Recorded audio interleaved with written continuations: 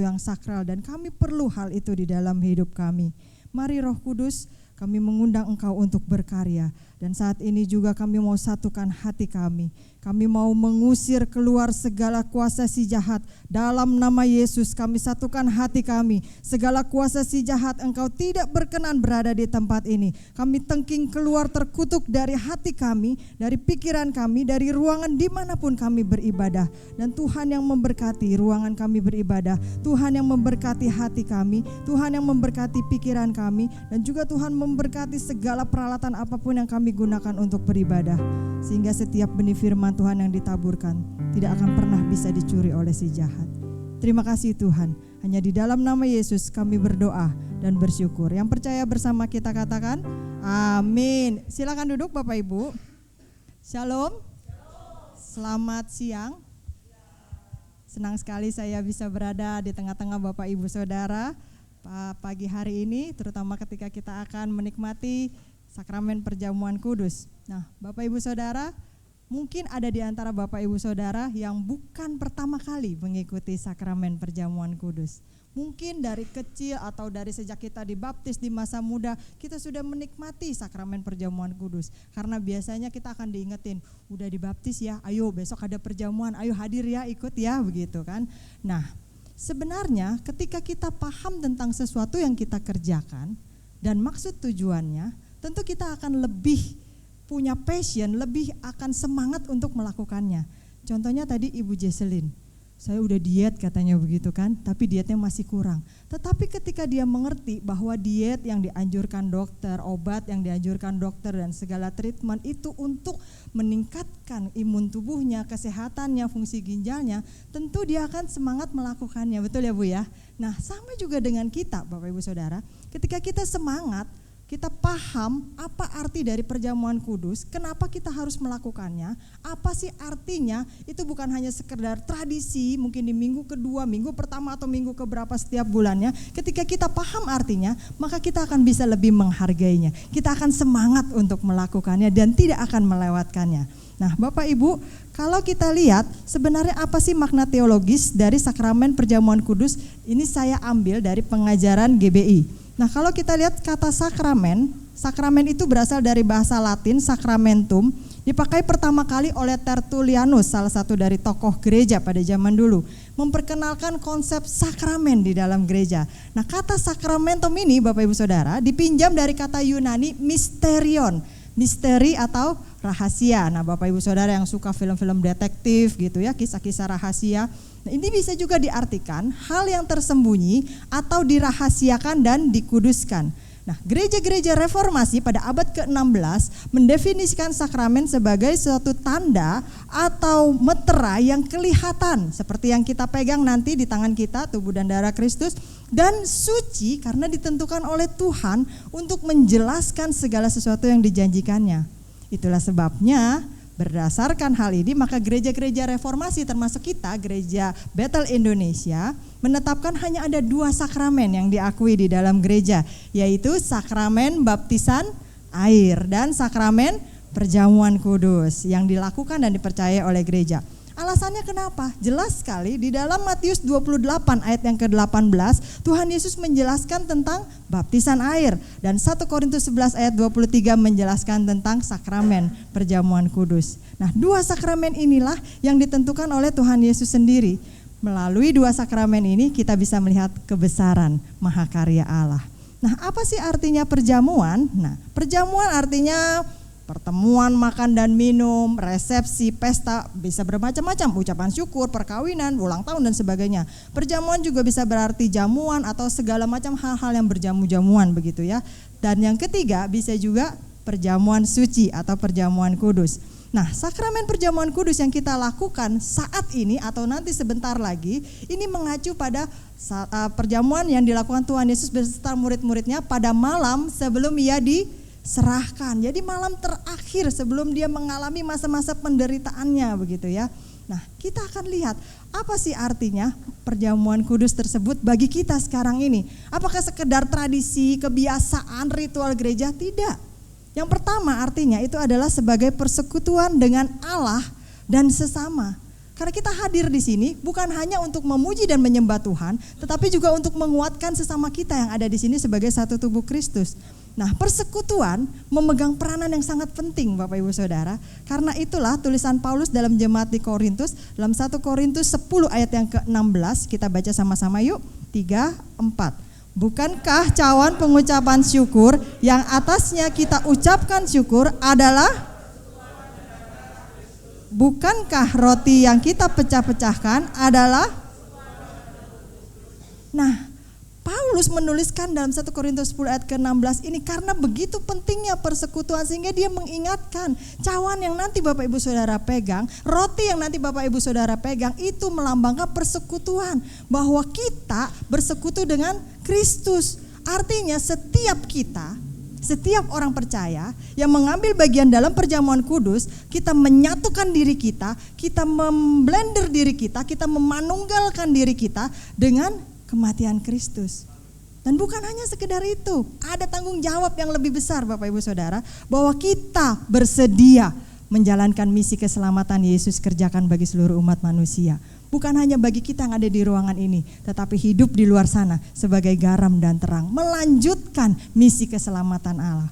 Nah, melalui sakramen perjamuan kudus kita dipersatukan dengan karya Kristus di kayu salib. Artinya setiap orang yang memegang tubuh dan darah Kristus menjadi satu keluarga, disatukan dengan darah Kristus, dengan tubuh Kristus. Jangan bilang lagi lo gue, jangan bilang lagi masa bodoh, nggak bisa. Satu keluarga, lebih dari itu, satu tubuh. Bapak Ibu Saudara, kalau jempol kaki kita sakit rasanya, atau cantengan rasanya sampai ke kepala ya, ujung jempol kaki sama kepala jauh ya Bapak Ibu Saudara. Kenapa bisa terasa begitu? Karena satu tubuh. Kalau di dalam gereja Tuhan, di dalam tubuh Kristus ada satu yang sakit, apa kita cuekin? Biarin aja, nggak apa-apa, dia mau udah tua, dadah gitu. Kita mah pentingin kaum muda, nggak bisa Bapak Ibu Saudara. Atau yang kaum muda cuek-cuek, yang penting kita harus melayani Tuhan, yang besuk urusan pendeta, Pak Gembala, nggak bisa. Kita menjadi satu keluarga, kita menjadi satu tubuh. Artinya kalau ada satu yang sakit, semua terasa sakit. Kalau ada satu yang bersuka cita, semua juga bersuka cita. Nah, masalahnya Bapak Ibu Saudara, ada banyak jemaat Tuhan yang melakukan perjamuan kudus tapi seringkali tidak paham arti persekutuan. Kalau lihat ada orang kesaksian, kesaksian apa pamer tuh, flexing.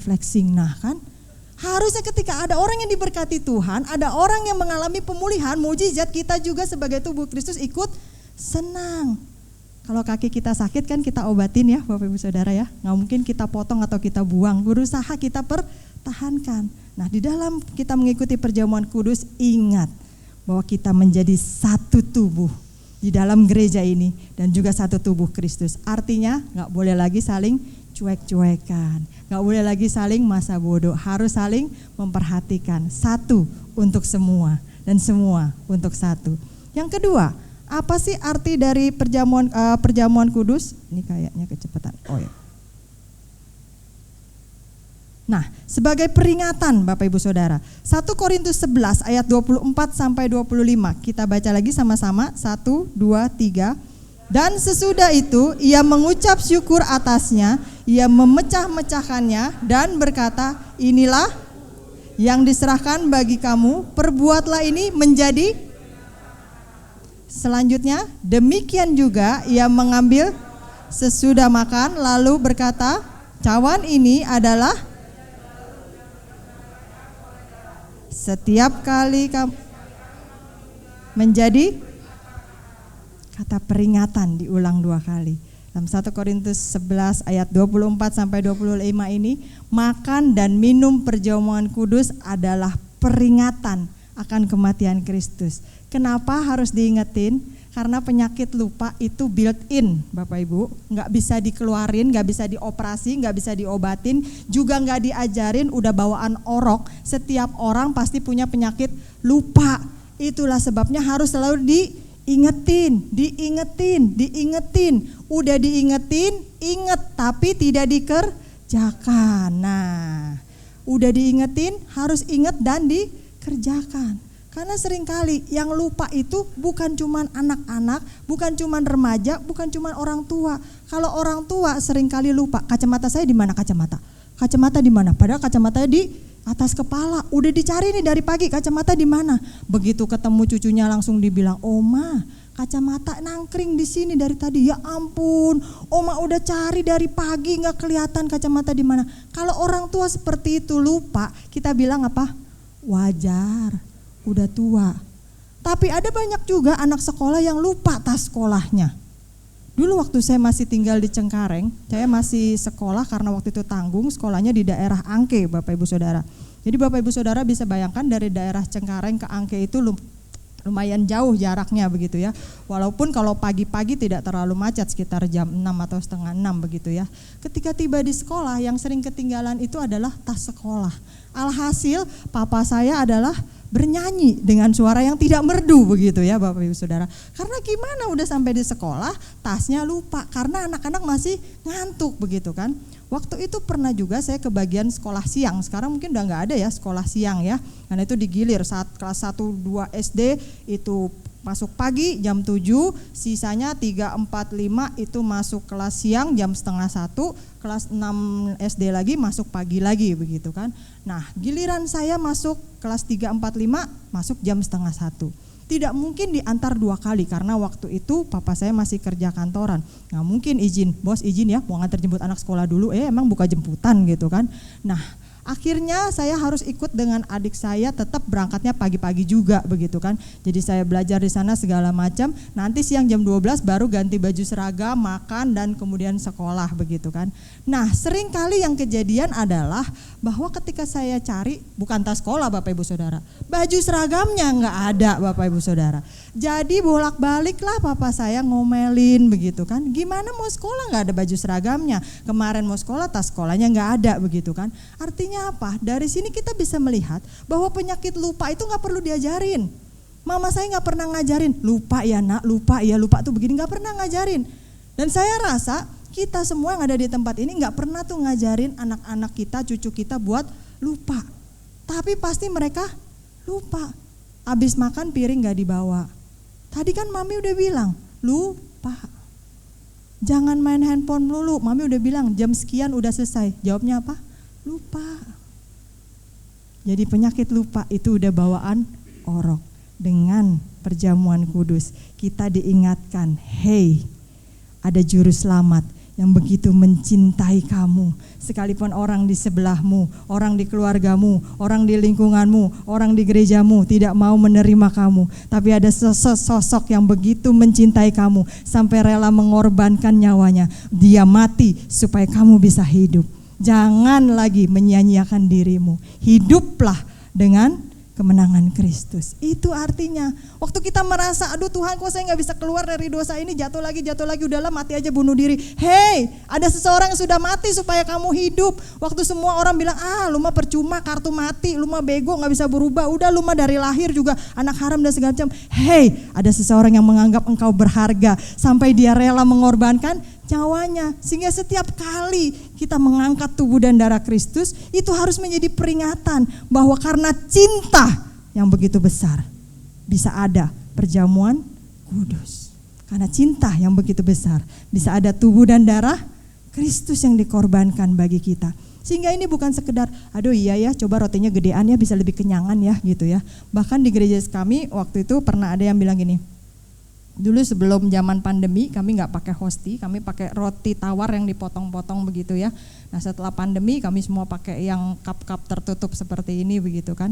Nah waktu masih pakai roti tawar itu jemaat suka ngeledekin gini, potongannya boleh nggak gedean dikit gitu ya, satu roti dibagi 4 aja gitu kan, biar ada kenyang. Oh iya bisa ya, oh saya juga mau pesen deh rasa coklat ya, rasa coklat. Nah bukan untuk itu Bapak Ibu Saudara, ya walaupun cuma bercanda, tetapi peringatan yang lebih penting bahwa ketika kita memegang roti, anggur, hosti, apapun itu benar-benar tubuh dan darah Kristus yang dikorbankan bagi kita. Dan kalau kita lupa, gereja setiap bulan mengingatkannya bagi kita. Itu yang rutin, belum lagi mungkin ada acara-acara khusus. Jadi perjamuan kudus untuk mengingatkan manusia, karena manusia sering lupa. Yang ketiga, apa sih arti dari perjamuan kudus? Tadi sebagai pengumuman, tadi sebagai peringatan, sekarang sebagai pengumuman. 1 Korintus 11 ayat 26, kita baca lagi sama-sama, 3, 4. Sebab setiap kali kamu makan dan minum, kamu memberitakan. Ini bukan teriak-teriak di jalanan ya Bapak Ibu Saudara. Hei, bertobat, kerajaan Allah sudah dekat, bertobat. Kita bukan diminta untuk menjadi penginjil jalanan. Kalau terpanggil boleh nggak? Boleh, silakan. Panggilan masing-masing sesuai dengan kehendak Tuhan dikerjakan. Tapi yang diartikan di sini bukan berarti kita semua harus berdiri di pinggir jalan, kemudian kita rame-rame berteriak-teriak. Tidak harus seperti itu. Walaupun ada satu gerakan baru yang bikin prayer drive-thru, Bapak Ibu Saudara mungkin pernah lihat ya, terima di WA video-videonya, bahwa kalau orang sekarang meminta didoakan dan makin banyak orang yang perlu didoakan, mereka nggak perlu tunggu jam ibadah, mereka nggak perlu tunggu altar call, mereka nggak perlu tunggu jam doa dibuka, tapi mereka hanya masuk ke gerombolan orang yang berdiri di pinggir jalan, lalu kelompok orang itu sudah dibagi-bagi dan dilatih untuk setiap mobil yang berhenti mereka langsung tumpang tangan mereka doakan. Prayer drive-thru, jadi menjemput bola. Nah, kita harus memberitakan kematian Kristus, mengumumkan. Sakramen perjamuan kudus ini merupakan sarana supaya kita bisa memberitakan hal itu. Pertanyaannya sekarang, apa sih yang bisa kita beritakan dari perjamuan kudus? Ada 3 hal Bapak Ibu Saudara. Yang pertama, kematian Kristus di atas kayu salib itu berlaku bagi semua orang. Sekali lagi saya katakan, bagi semua orang, tidak terkecuali. Tuhan Yesus waktu dia mau naik ke kayu salib, dia nggak pernah bilang gini, hei, yang muda nggak usah ada di sini, aku mati buat yang tua aja. Enggak. Waktu dia mau naik ke kayu salib, dia nggak bilang, hei, aku mati buat orang kulit putih aja ya, yang kulit berwarna nggak ditebus. Enggak.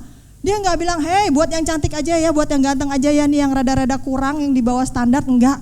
Hei, buat yang tinggi-tinggi aja ya, buat yang agak-agak pendek. Enggak. Dia nggak pernah pilih-pilih Bapak Ibu Saudara. Waktu dia naik ke kayu salib, dia lakukan bukti cintanya untuk semua orang yang ada di dunia ini. Kenapa? Karena semua orang yang ada di dunia ini berdosa. Sehingga dia mati. Itu yang perlu kita kasih tahu. Sebelah kita, kiri, kanan, depan, belakang, tetangga kita, teman kantor kita, semua orang itu berdosa dan mereka perlu tahu. Orang berdosa perlu keselamatan. Kita tidak bisa keluar dari dosa yang kita kerjakan sendiri. Semakin kita berusaha, kita akan semakin terhisap ke dalamnya. Rasul Paulus berkata, aku ingin melakukan hal yang baik, tetapi yang jahat yang lagi-lagi aku kerjakan. Itulah sebabnya Yesus disebut juru selamat. Karena cuma dia yang bisa menolong kita keluar dari lumpur hisap dosa yang kita buat sendiri. Nah, kematian Kristus berlaku bagi semua orang. Jadi kalau ada orang yang berkata saya nggak pantas, Tuhan Yesus nggak pernah pilih kasih. Jesus loves you, nggak ditulis embel-embelnya. Itu yang perlu kita kasih tahu. Bagi orang yang depresi, frustrasi, orang yang ditinggalkan keluarganya, orang yang lagi merasa down, kita perlu kasih tahu itu. Setelah apa? Setelah kita lebih dulu menerima perjamuan kudus. Yang kedua, yang harus dikabarkan adalah bahwa darah Kristus itu adalah perjanjian baru. Meresmikan perjanjian antara Allah dan manusia. Sah, dimeteraikan. Nah, ini Bapak Ibu Saudara, banyak teolog setuju bahwa ini adalah the new covenant. Artinya perjanjian dengan Allah dan bangsa Israel yang lama pada waktu itu, ketika nenek moyang bangsa Israel dipimpin keluar dari Mesir, itu telah diingkari oleh bangsa Israel. Sehingga perjanjian itu hancur, perjanjian itu berantakan, dan perjanjian baru ini dengan Yesus mati di atas kayu salib, darahnya tercurah, itu menjadi hal perjanjian baru, kesepakatan baru, MOU baru, yang lama sudah berlalu, dibuat yang baru melalui darah Kristus. Nah, pengorbanan Kristus ini adalah jaminan buat kita bahwa dosa kita diampuni. Bapak Ibu Saudara, kalau kita bilang soal dosa, walaupun kita ada di dalam kamar sendirian, 24 jam kita tetap bisa berbuat dosa. Kita nggak ketemu orang, kita nggak main handphone, kita nggak berhubungan dengan internet, tetap bisa berbuat dosa. Benar apa betul? Melalui apa? Dan perasaan. Pikiran ini yang paling sering diserang oleh si iblis. Kenapa? Karena pikiran ini yang terbuka. Lu di kamar ngapain? Itu di luar lagi ada apa? Anak-anak apa? Dan perasaan kita, iya tuh, kita diingetin sama orang-orang yang bikin kesal. Baru-baru ini ada sebuah film, mungkin di bioskop sudah turun, yang berjudul The Pope's Exorcist. Bapak Ibu Saudara mungkin pernah melihat iklannya atau mungkin pernah menonton. Ini diangkat dari kisah nyata seorang pastor yang memang diberikan tugas sebagai di bagian eksorsisme atau pengusiran setan. Pastor Gabriel Amorth, dan dia juga membuat banyak buku-buku yang baik untuk dibaca kalau nggak bikin pusing begitu ya, karena bukunya tebal-tebal. Nah, filmnya ini diangkat dan kemudian di dalam kisah film dari kisah nyata tersebut diceritakan bahwa ada sesosok iblis yang meminta bertemu atau menantang si Pastor Gabriel Amorth ini. Dan salah satu kebiasaan si iblis ini, iblis yang sangat kuat ini, dia bisa mendakwa dosa. Jadi setiap kali ada pendeta, pastor, hamba Tuhan, dibacain dosanya sama dia. Diketawain waktu doa dalam nama Yesus segala macam, diketawain. Sok suci loh, kemarin lu ngapain di kamar, nggak ada yang tahu lu nonton apa, dibacain semuanya sampai akhirnya doanya berhenti dan dia merasa terganggu, imannya tergoncang, mental semuanya. Sampai kemudian dia minta bertemu dengan si Pastor Gabriel, panggilkan pastor itu. Dan ternyata dia ingin melakukan trik yang sama terhadap si Pastor Gabriel Amorth ini. Dibacain dosa-dosa masa lalunya, dibacain apa kesalahannya yang menjadi beban di hatinya, dibacain semua. Tapi satu yang saya ingat, bahwa Pastor Gabriel Amorth ini selalu bersikukuh, selalu melawan dengan Tuhan Yesus Kristus sudah mengampuni dosa saya, Tuhan Yesus Kristus sudah mengampuni dosa saya. Karena memang itulah triknya si iblis, Bapak Ibu Saudara. Dosa kita yang sudah diampuni oleh Tuhan, ketika kita berdoa, ketika kita dilepaskan, kita merasa bebas. Tapi besok-besok iblis bilang, emang iya udah disucikan. Setelah kita mengikuti sakramen perjamuan kudus, kita merasa kuat, kita merasa iman kita dibangkitkan, kita merasa bisa menghadapi hidup di luar. Tapi iblis akan kembali mendakwa kita. Yang benar, kemarin berdosa lagi, kemarin ngomongin orang lagi kan, gak seru banget sih hidup, gak ngegosip, tuh kemarin ngapain lagi tuh. Nah, dia akan terus mendakwa kita, membuat kita lemah, membuat kita jatuh. Tapi darah Kristus yang tercurah itu adalah jaminan bahwa dosa kita sudah diampuni, baik yang masa lalu, masa sekarang, ataupun yang masa depan, yang kita mungkin belum tahu, saya kan gak akan berbuat dosa lagi. Tuhan udah tahu kita bakal berbuat dosa apa, dan itu pun sudah dijamin akan disucikan dosa-dosa kita. Amin. Nah, cawan lambang murka Allah yang harusnya kita terima sudah digantikan oleh Kristus, sehingga kita gak perlu lagi menanggung cawan murka Allah, karena Kristus sudah menanggungnya. Lalu hal yang ketiga yang perlu kita kabarkan melalui sakramen perjamuan kudus ini adalah bahwa saya, Bapak, Ibu, dan Saudara, semua orang percaya yang ada di dunia ini sedang menanti-nantikan kedatangan Kristus yang kedua kali. Jangan bilang begini ya Bapak, Ibu, Saudara, dari zaman kakek saya kecil sampai sekarang saya udah mau jadi kakek-kakek, katanya kedatangan Kristus sudah dekat. Mana? Nggak datang-datang tuh. Udah dekat di mana? Tikungan mana? Lampu merah mana? Perempatan mana? Kok nggak nyampe-nyampe begitu? Jangan bilang begitu. Kita nggak perlu tahu kapan waktunya. Bahkan Alkitab udah jelasin, sebelum kita nanya Alkitab udah jawab. Anak pun nggak tahu waktunya, jadi artinya nggak usah nanya. Yang perlu kita lakukan adalah siap nggak? Waktu Tuhan Yesus datang udah siap belum? Seandainya tanggal dan waktunya dikasih tahu pun, kalau kita tidak siap, tidak akan terangkat, Bapak, Ibu, Saudara. Orang aja bisa ketinggalan pesawat. Pernah salah satu II saya ketinggalan pesawat, udah ada di bandara, masih lama ya. Makan dulu, makan, minum, ngobrol. Kelupaan udah ada di bandara, ketinggalan pesawat. Semua udah check in, udah bagasi apa masuk, ketinggalan gara-gara keasikan makan dan ngobrol. Bapak, Ibu, Saudara, kedatangan Kristus itu akan seperti magnet. Kristus akan hanya berada di atas awan-awan. Kalau kita tahu magnet, kita cuma taruh seperti ini, segala sesuatu yang berunsur besi otomatis akan nempel. Kalau Kristus nanti datang di atas awan-awan yang kedua kali, dia tidak akan menggedor pintu kita satu persatu, dia nggak akan WA kita satu persatu, dia nggak akan email kita, dia nggak akan telepon kita, dia cukup berada di atas awan-awan, karena Alkitab berkata seperti waktu dia naik ke surga, segala sesuatu yang sama unsurnya, sama rohnya, sama frekuensinya dengan Kristus, itu yang akan nempel dan terangkat.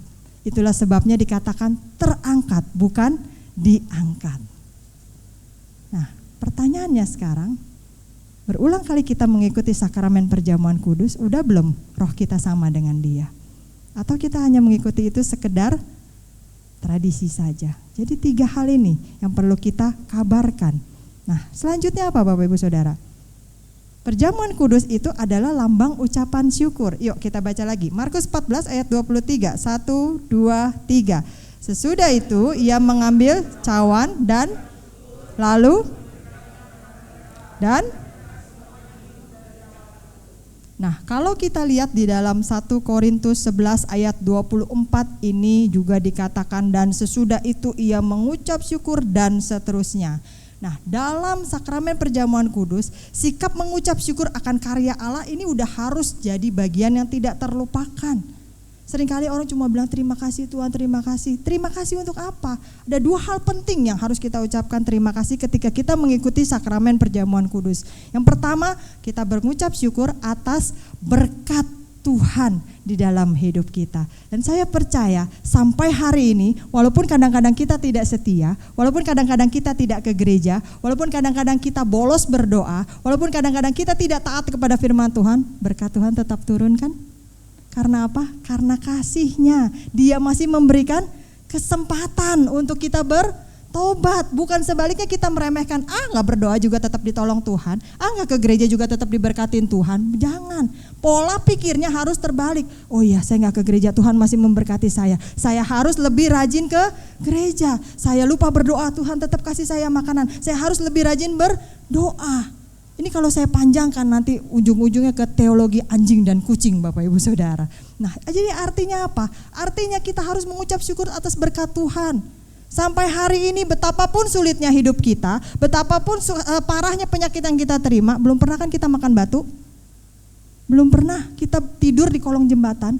Belum pernah kita sampai tidak punya pakaian? Kita masih bisa hadir di sini dengan kesehatan, dengan makanan, dengan minuman, dengan segala hal yang mungkin Tuhan anugerahkan di dalam hidup kita. Bukankah itu berkat Tuhan? Masih punya keluarga, masih punya suami istri, kakak, adik, anak, keponakan, masih punya keluarga besar di tempat ini sebagai satu komunitas Kristen, masih punya tetangga, masih punya pekerjaan, masih punya berapa banyak hal lain lagi. Bukankah itu berkat Tuhan? Jangan bilang, ya saya emang gak terima gaji ke-13 yang kemarin udah dibagiin begitu ya. Bersyukurlah dengan 12 gaji yang masih bisa diterima. Ya saya gak mau begini. Jangan terus lihatnya ke atas. Tuhan tidak pernah memenuhi keinginan kita, tapi Dia pasti penuhi kebutuhan kita. Dan kita harus mengucap syukur atas setiap berkat Tuhan. Itu yang pertama. Yang kedua, kita mengucap syukur karena dosa kita sudah diampuni. Itu juga penting. Kalau kita hanya mengucap syukur atas berkat Tuhan tapi tetap berbuat dosa dan tidak diampuni dosanya, numpuk dosanya. Tapi salah satunya pengucapan syukur atas dosa kita. Matius 26 ayat 28 berkata, sebab inilah darahku, darah perjanjian yang ditumpahkan bagi banyak orang untuk, jelas sekali, ditumpahkan untuk pengampunan dosa. Jadi bersyukurlah sekali lagi karena dosa kita diampuni. Yang terakhir Bapak Ibu Saudara. Nah, sebagai pengajaran tentang sikap yang benar bagi jemaat dalam menerima perjamuan kudus. Kenapa seperti itu? Yuk kita lihat. 1 Korintus 11 ayat 20 sampai 25. Enggak ada slide-nya Bapak Ibu Saudara. Karena saya mau Alkitab yang sudah dibawa, baik itu dalam gadget, baik itu media cetak, kita baca bersama-sama. 1 Korintus 11 ayat 20 sampai yang ke-25. Kita baca sama-sama. Sudah siap semua? 3, 4. Apabila kamu bukanlah berkumpul untuk makan perjamuan Tuhan, sebab pada perjamuan itu tiap-tiap orang memakan dahulu makanannya sendiri, sehingga yang seorang lapar dan yang lain mabuk. Apakah kamu tidak punya rumah sendiri untuk makan dan minum? Atau maukah kamu menghinakan jemaat Allah dan memalukan orang-orang yang tidak mempunyai apa-apa? Apakah yang akan kepadamu memuji kamu? Dalam hal ini aku tidak memuji. Sebab apa yang telah kuteruskan kepadamu telah aku terima dari Tuhan, yaitu bahwa Tuhan Yesus pada malam waktu Ia diserahkan mengambil roti, Dan sesudah itu ia mengucap syukur atasnya, ia memecah-mecahkannya dan berkata, inilah tubuhku yang diserahkan bagi kamu, perbuatlah ini menjadi peringatan akan aku. Demikian juga ia mengambil cawan sesudah makan, lalu berkata, cawan ini adalah perjanjian baru yang dimeteraikan oleh darahku, perbuatlah ini menjadi. Nah, Bapak Ibu Saudara, Rasul Paulus menegur dengan keras karena pada waktu itu mereka tidak melakukan perjamuan kudus seperti yang Yesus kerjakan. Mereka malah mabuk dengan anggur, mereka malah berpesta pora, dan mereka tidak memperhatikan orang-orang yang tidak punya. Sehingga Rasul Paulus bilang apa di ayat yang tadi? Kalau cuma mau makan minum, kalau cuma mau mabuk-mabuk, emang gak punya rumah masing-masing? Harus di dalam bait Allah, harus memalukan, harus pamer-pamer di depan orang-orang yang tidak punya, harus mementingkan diri sendiri. Karena apa? Karena Rasul Paulus menekankan arti rohani dari perjamuan kudus, yaitu menghormati jemaat Allah dan menghormati kehadiran Allah di tengah jemaatnya. Sehingga perlu ditegur dengan keras. Nah, kalau tadi dikatakan di ayat yang ke-23, pernyataan Rasul Paulus, aku terima dari Tuhan. Nah, ini tidak mengindikasikan bahwa Rasul Paulus menerima pesan itu langsung dari Tuhan. Karena kalau kita baca ayat ini, lah kan beda ya zaman hidup Tuhan Yesus dan zaman hidup Rasul Paulus. Nah, informasi ini mungkin ia dapat dari orang lain. Dia tidak dengar langsung dari Yesus. Bahkan Donald Guthrie, seorang teolog berkebangsaan Inggris, ahli sarjana perjanjian baru, dia berpendapat bahwa Paulus telah menerima tradisi-tradisi dari orang-orang lain yang diakui sebagai bukti otentik. Sehingga dia bisa mengatakan apa yang aku terima dari Tuhan. Rasul Paulus ingin membenarkan, bukan begitu caranya. Yesus melakukannya demikian, kamu juga harus melakukannya dengan cara yang benar.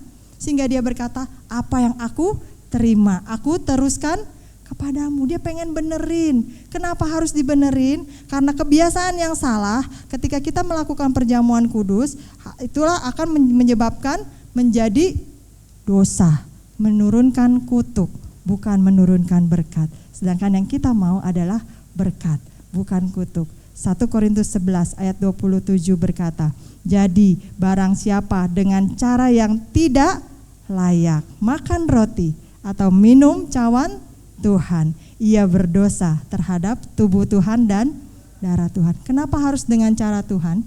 Karena ini perjamuannya Tuhan, sakramennya Tuhan. Kita harus ikut aturannya Tuhan. Kalau kita datang ke satu resepsi, kemudian dikasih tahu dress code, misalnya casual atau dress code formal, atau kita masuk ke satu restoran, kita harus menggunakan pakaian formal, lalu kita tidak mau ikuti aturan yang berlaku, kita seringkali tidak boleh masuk. Kita seringkali tidak diizinkan masuk ke dalamnya. Ini perjamuannya Tuhan.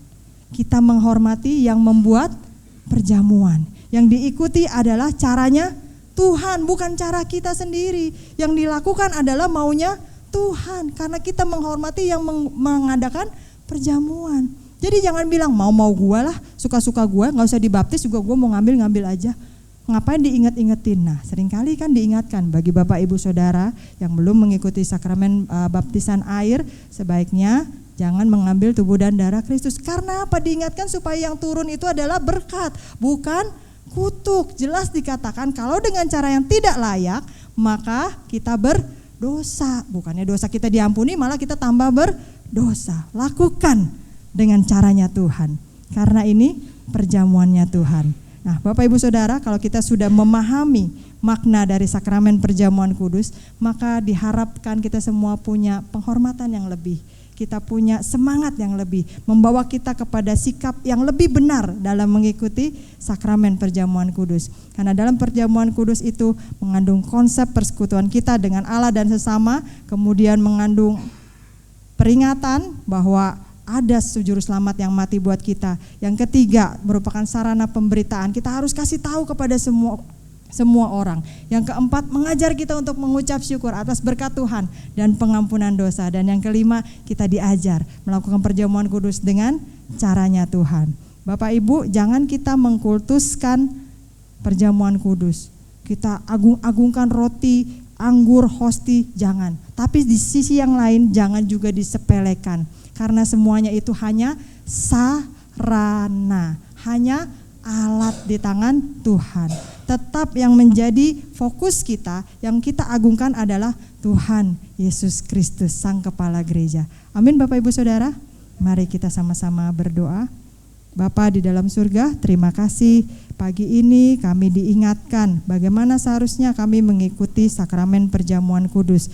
Karena kami ingin tahu Tuhan, kami ingin paham, kami ingin mengerti bahwa ini bukan sekedar tradisi, ritual ataupun acara gereja yang dilakukan setiap bulannya, tetapi ketika kami mengerti, kami bisa lebih menghargainya, kami bisa lebih memahaminya, dan kami bisa melakukannya dengan lebih fokus, dengan lebih benar sesuai dengan apa yang Tuhan mau.